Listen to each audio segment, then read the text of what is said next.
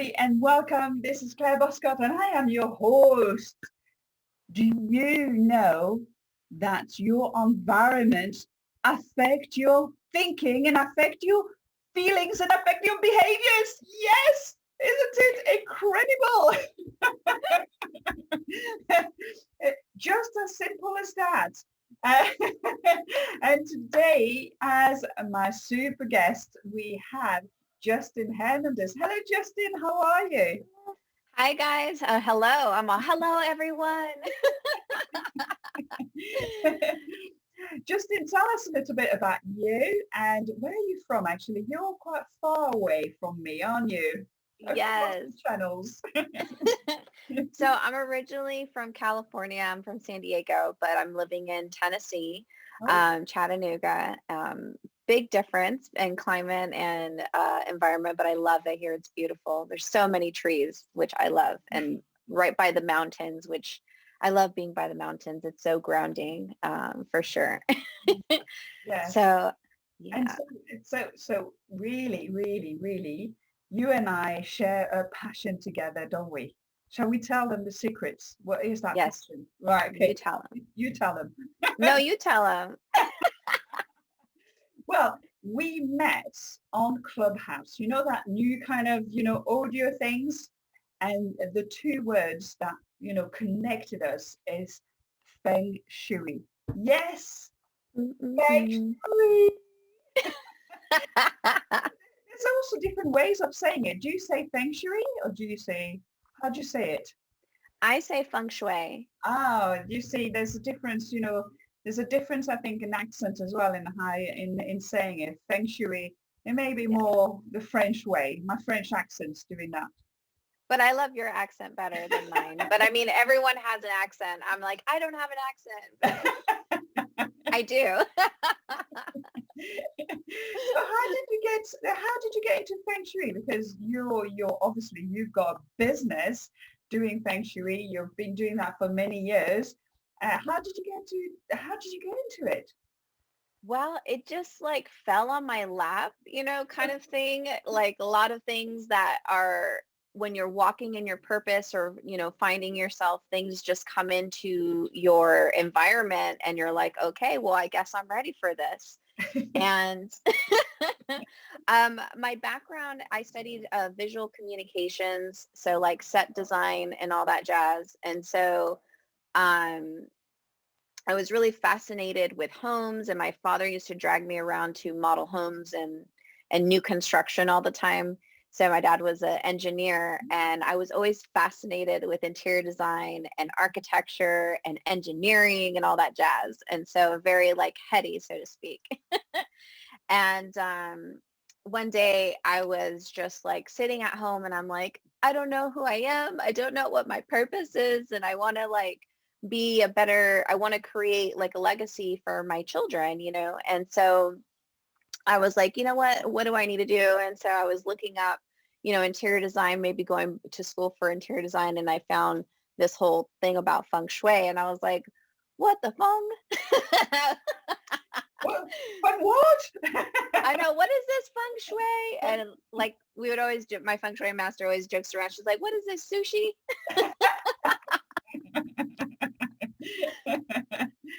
So I just like started reading what Feng Shui was, and it really resonated with me about like the power of your environment and how like it is like how she described it is like when you walk into your home, you want to feel like your home is giving you a hug, from the busy world and all that stuff. And I was like, oh, I like that. That feels really good.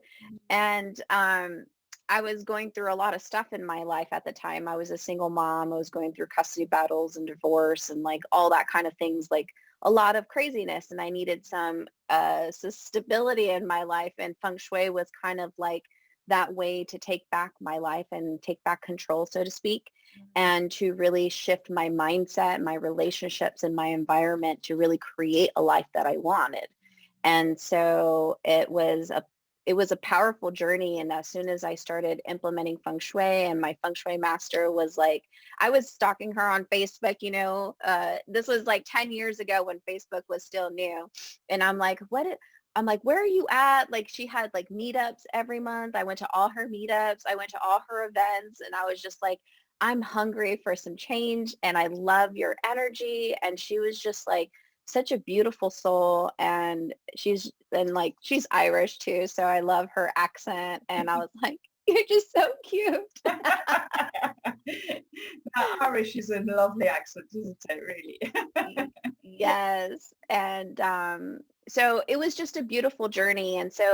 And I was really big in the self-help world as well. So in that time, I saw the integration between mindset and space.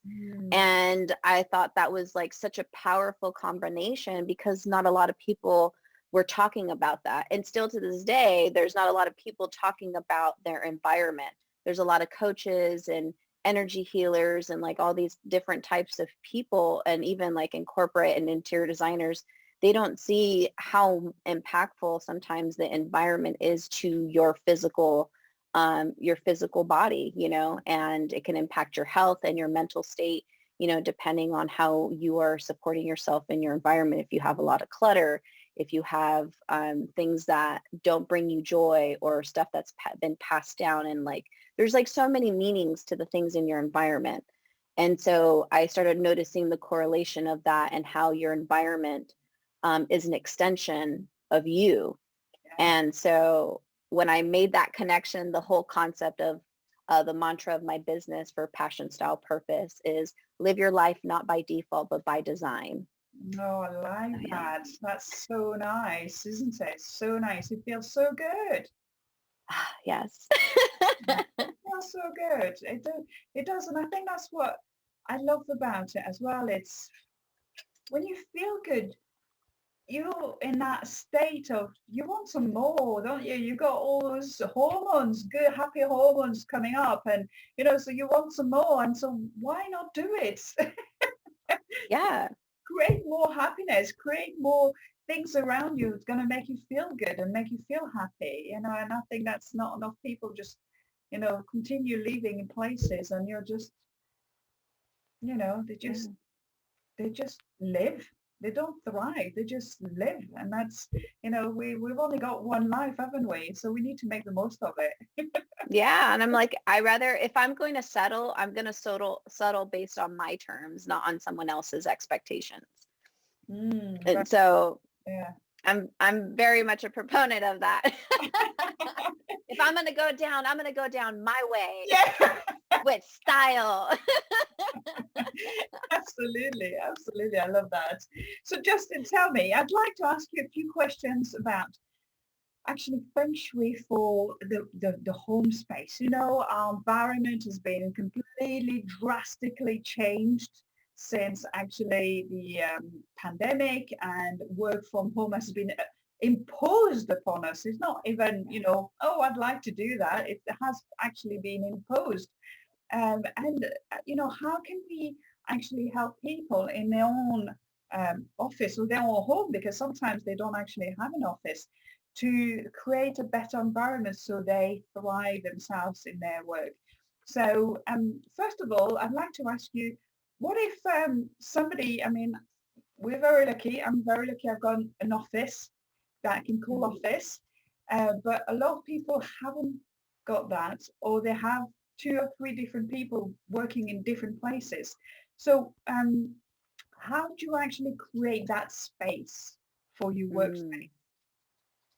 So that's a beautiful question, in a sense of why I'm saying it's beautiful. It's because you get to create and manifest and like do some really awesome stuff with your environment.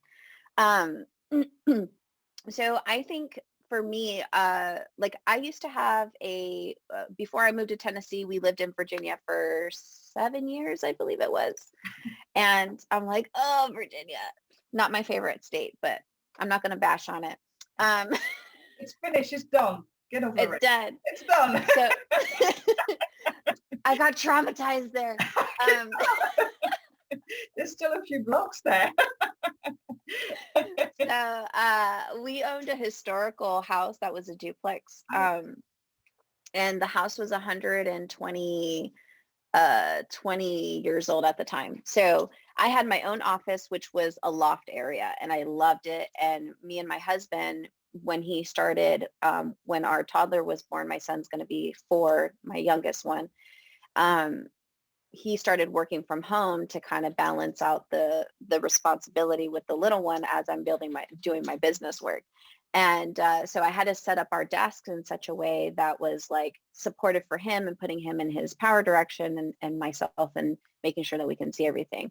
So fast forward to where we are now, we moved and we downsized into an apartment.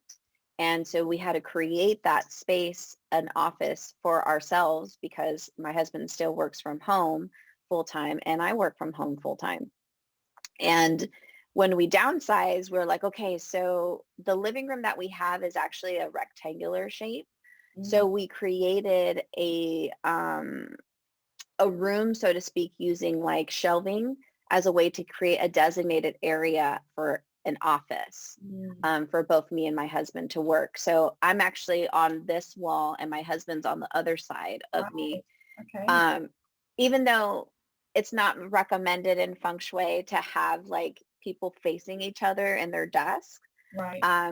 But we have like plants and like things kind of like disrupting that. But, you know, it's still kind of like there and he's still there. So there's times where I'm in a meeting and he'll have to be in a meeting. And so we have to move through the house. Like maybe one of us will go into our bedroom, you know, and that's also not a great supportive thing. However, you have to use your environment based on, you know, what your needs are.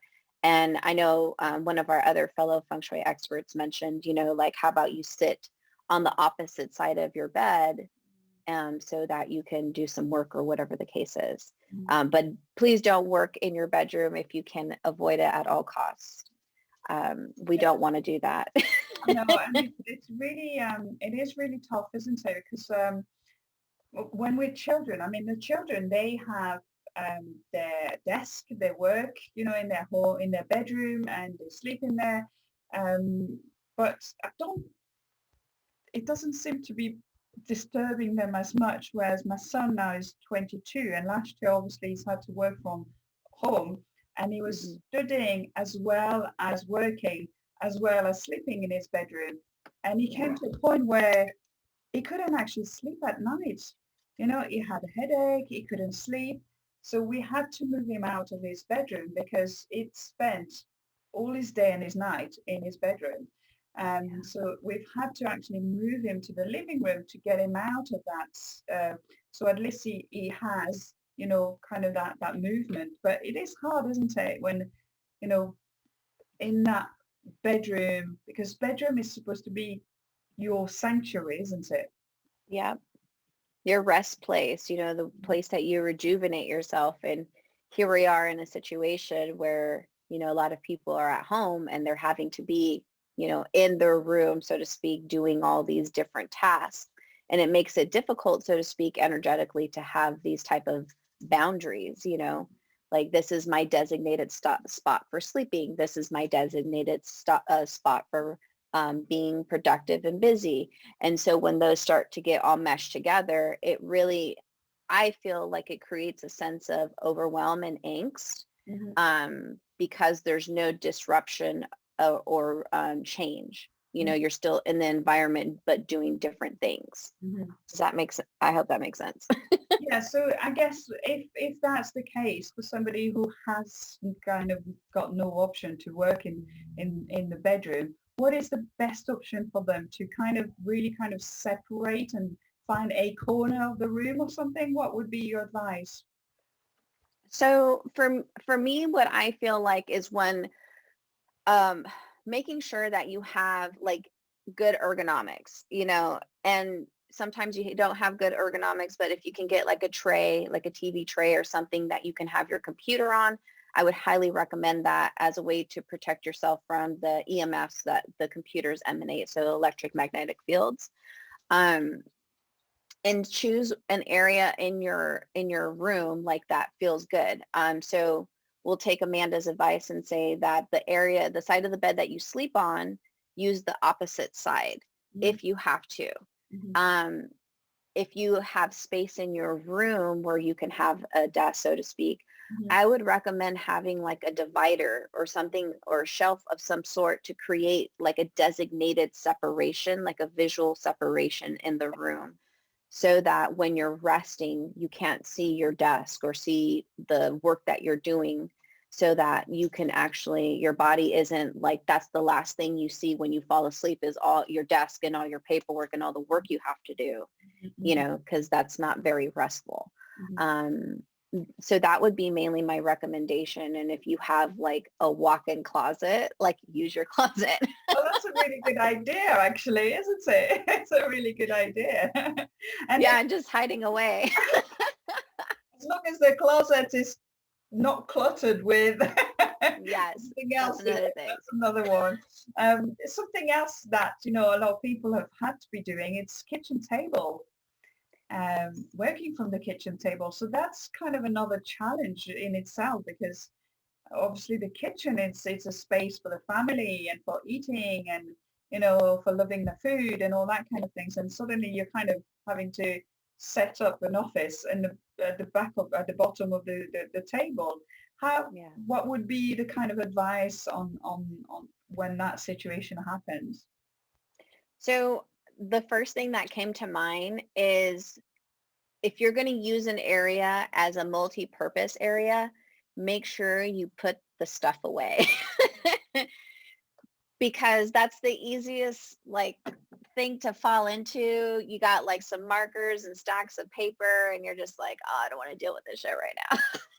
Mm. So I would say like if you're using it as a multi-purpose, use it as a multi-purpose and make sure that once you're done using the space like to do schoolwork, maybe you're homeschooling your kids and Mm. it's easier for them to do all their work on their and have everything spread out on the table. Awesome. Once work is done, then have everyone put their stuff away and put it in their designated areas and be done with it. Mm. And so that's how you can create those boundaries. Mm. Because if you can't do a physical boundary, there's different ways that you can go about putting boundaries and making sure you're putting things away and having the space like when it's time for dinner, it's time for dinner. When it's Mm. time to do study, it's time to do study. It's time to do arts and crafts, it's time to do arts and crafts.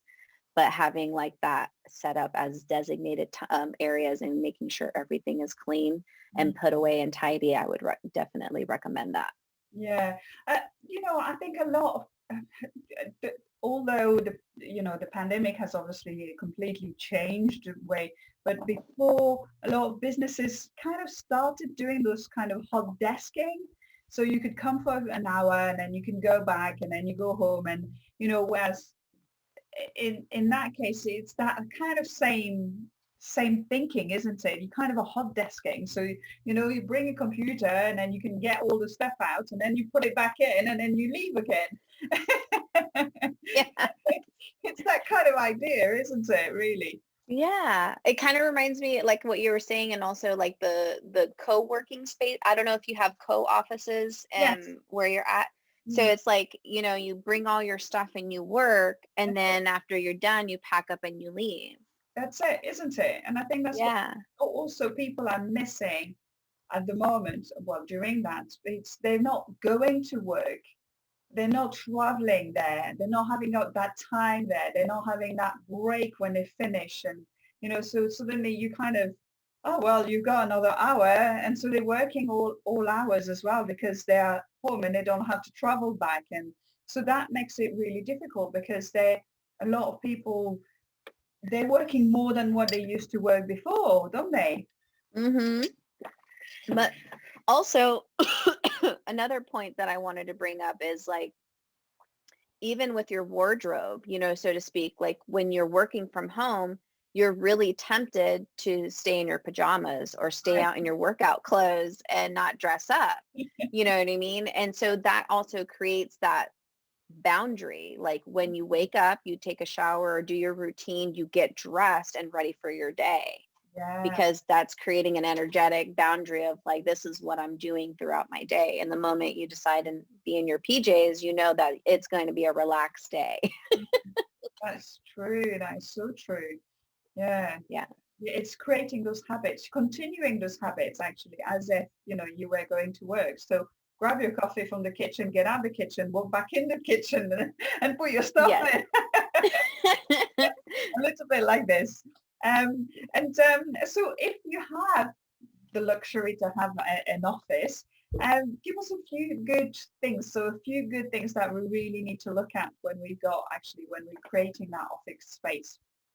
Yeah. Okay. So this is like when I'm working with my clients or just any business owners, anyone that I see online and they're redoing their office space, the first thing I see and I'm just like, oh my gosh, why did you do that? Is they have their desks like facing a wall like this. Oh yes. Oh yes. And then they're just working. They're just chugging along. And they're banging their hand against the wall all day. I know. Like, why can I not get anywhere with my work? The office looks gorgeous. You know what I mean? They saved a lot of space. However, it's blocking them from opportunities for seeing what's in front of them. Things going on behind their back. Their nervous system is overstimulated, so they can't focus. They feel fatigued at the end of the day or distracted, you know? So I usually tell business owners, like, that is the number one thing. I'm like, dude, shift your desk, please. Put yourself on a solid wall. Like you could see me here. I'm on a solid wall and my desk is in front of me. And your husband. Yeah, and my husband's on the other side. I can see. It doesn't matter. But he has a solid wall as well. Right. So, which is great. So we're both in our power positions. We're both supported. And we have a window right here, which is nice. And it goes like on both sides. So we have great lighting. And lighting is great for an office. We want the office lighting to be bright and vibrant because it's all about action. You know what I mean? It's the yang energy, like taking action, getting things done. And so lighting is really important. And that's why we chose the office to be this close to the window. So yeah, there's so desk positioning. Right? Yes. Very important. Okay. Yes. Solid wall, making sure you're good there. Yeah. And then we talked about like, so color. Office spaces, it just depends on the person personally and their environment and their home. And that's something that I look at when I'm looking at the energy of the house, like the flying stars, like how the home is positioned on the land. And it can tell me what the element of the house is. And it can also tell me what your power directions are, as well as what your power colors, to kind of like create that support. So what does that mean? So every direction, depending on your element in Feng Shui, can support you in overall health and productivity. It can help you with abundance. It can help you with focus and your health and like all that jazz. So when you have yourself in those power positions, you're able to not only see what's in front of you, like we talked about having a solid wall, but also being supported energetically by the universe, so to speak.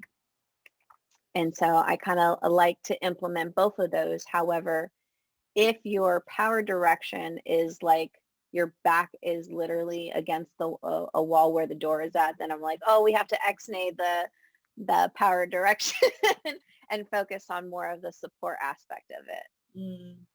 Yeah, it's important as well, isn't it? Just to there's something else as well, because I can see it in your background as well. There's something on the left hand side on your right hand side then. Yeah, that's it. What's this? What you were touching that? This one? No, the other side. Oh, my money tree. I have the same one in my in the side. Look, you can see right just at the top. I know. I love it. Yes, I got my money tree. I have my tower for EMFs. That's hilarious. Yes. And then I have my selenite. Yeah, I've got a little bit of shungite here. There we go. I feel like a little kid, be like, look what I have. Look at it. So what are those actually? They're helping. So you've got quarks with you or Yeah, selenite? I do have selenite and I have quartz You've as got well. both. Okay. So Yeah. those are really kind of helping with radiation, as you say, the shungite, selenite, quartz. They're the kind of things who are helping with that EMF, isn't it? Yeah, and we also have a Himalayan salt lamp in between me and my husband as well Yeah. to kind of help with the EMF, to help break down the EMFs and stuff. Because, my husband does IT kind of work. So those of you that are in IT, you have a lot of wires Yes. and a lot of monitors. Yes. So just to reduce a little bit that energy, because already if you've got quite a lot, if you've got an office which is quite bright with a lot of light, that brings a lot of that yang energy, and obviously all the electrics and all the vibration and radiation, just we need to try to calm the little things down a little bit as well. So Yeah. trying, Bringing plants. yeah, bringing plants. What else could they do? You can bring plants. You can bring in the crystals, like kind of what Claire was sharing. Um, Himalayan salt lamps are fabulous. Yeah. Fresh air, if you can open your windows at least an hour a day, is really powerful. I highly recommend it. I know some people experience issues with allergies, and so I usually tell them, like, if you can, each day just open all the windows in the house for an hour and go and leave for an hour out of your house and then come back and close all the windows, and that will help with the allergies possibly. I'm hoping. Yeah. It's that time of the year as well, isn't it? It's just the springtime. It's when everything starts germing and blossoming and all that kind of things. There's still quite a lot of things in the air, but yeah, it's good as well just to shift that energy in the morning, or just to let everything kind of open up, move that energy around. Exactly. So I like to do a lot of like cleansing in my space to keep the energy from being stagnant. Like I like to smudge. I like to use Palo Santo or dragon's blood, which is like, an incense that I can use. What else do I like to do? I also like to paint my desk different colors. So depending on the color of the year for me, and for me this year was all about like the color blue, which is like speaking my truth. And so I painted my desk blue, like a really pretty blue. And I know, I was just so excited. I was like, oh my gosh, I want to paint it blue and it'd be really pretty. And it's a wooden table, and it has a golden knob. So gold represents your value, your worth, So I mix those two together as like an affirmation for my business of speaking my truth and knowing my value. And so you can do like little things like that in your office space and being very intentional. Like I have, like, this is like an affirmation for me. It says, seize every moment, try new things, be bold, take chances, be optimistic, embrace change, believe in yourself, never give up. You only live once, be legendary. Yeah. Yeah, so I have that. And then I have up here is my life design program for Feng Shui that I have for my people that want to learn about Feng Shui, and it's called the Life Design for Dreamers and Doers. And I created a visual representation of my manifestation and put it on that part of my wall. So powerful. So people can actually, so you've got a course that people can actually follow, and do they become certified, or what the course is about? So the course, there's two ways. Like if you wanted to get certified, you would go through my affiliation with the International Feng Shui School. But for me, it's more of like a step-by-step guide on how to implement Feng Shui. Like if you were doing a consultation with me, for those that want to kind of do their own thing and experience it before they decide to work with me one-on-one. So yeah, it takes them through the 5 elements, their power color, how to implement the flying stars for the year, the energy of the year, and knowing about like the history of Feng Shui. And like there's just so much knowledge in there. I mean, so I'm like, I have so much good stuff, and it's a whole like booklet and everything. So eventually it'll be a book, so which I'm excited for Working in on the that. future. Excellent. That's brilliant. Yes. So if people want to know more about your course, where do they go? You can find me at passionstylepurpose.com, Mhm. on Instagram, Facebook, Clubhouse, as Passion Style Purpose. That's me. And Justine Hernandez. That's me. That's fabulous. And so, yeah, I mean, that Clubhouse has become quite big at the moment, isn't it? Then you've got a few Yeah. rooms as well. Tell us when are you on Oh yeah. Clubhouse? I like forgot. Like it's so new. It's so new. I'm like, oh yeah, that's right. That's right. I need to talk about this. I love Clubhouse. It's so much fun. So you can find me. I have my own club called Passion Style Purpose. And so we show up on Monday, Wednesdays, and Fridays. Mondays are intentional Mondays, where we share our intentions and gratitude. Wednesdays is life and lessons and feng shui in the house. And Fridays is house party. So, and those, you can find out all that stuff on my Instagram, on the, what is it called? Linktree, on the link that's on there on the profile. So Cool. yeah. That's amazing. Well, Justin, it was just absolutely fabulous just speaking to you. Thank you for all those tips. It's, it's always nice because I think, if we always learn from each other. There's always something, that, we're listening to, on this Clubhouse and we're chatting and we thought, yeah, I've never heard of that. Well, that's a good story. There's always something Yeah.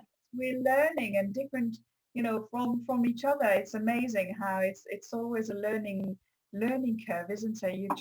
Yeah, there's always something new that you can do to make people better. And I think that's also, yes, that Feng Shui 2 words is something that we're connected with, but the real thing behind it is that passion to help people to feel better, isn't it? I think that's what, yeah, that's so powerful, really so powerful. Well, thank you so much. It was just amazing. Thank you for all your tips. If you want to, see Justine or go onto her course, you know where to find her. I'll put the link below as well. And just check out the other videos because there's a lot more interviews and a lot more tips. So click on the subscribe button and then just do it and feel good, thrive and be brilliant and just, strive to thrive every day. That's just amazing. And keep caring. Yes, keep caring. Thank you, everybody. Thanks, Justine. See you soon. Bye.